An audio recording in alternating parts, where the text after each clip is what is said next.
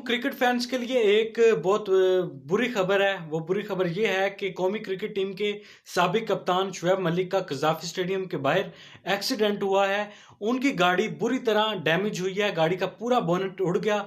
और ये एक्सीडेंट कैसे हुआ है? शुएब मलिक PSL 6 के सिलसिले में कज़ाफ़ी स्टेडियम में जो ड्राफ्ट हो रहा था वहाँ पर आए हुए थे। वहाँ पर उनकी सिलेक्शन हुई पेशावर ज़ल्मी के लिए। जब ड्राफ्ट ख़त्म हुआ तो शुएब मलिक घर जाने के लिए गाड़ी निकाल के बाहर को निकले, जहां पर उनकी गाड़ी की रफ्तार थोड़ी सी तेज थी। गाड़ी की रफ्तार तेज होने की वजह से उनकी ब्रेक पर काबू ना पा सके। ब्रेक फेल होने की वजह से उनकी गाड़ी ट्रक के नीचे घुस गई, जिसकी वजह से उनकी गाड़ी का जो आगे वाला हिस्सा है वो बहुत बुरी तरह डैमेज हुआ है।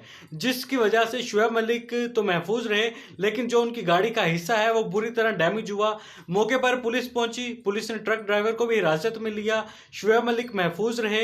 वहां से शुएब मलिक को दूसरी गाड़ी में बिठाकर घर को भेजा गया, लेकिन ट्रक ड्राइवर को हिरासत में लेकर पुलिस स्टेशन पहुंचा दिया गया है।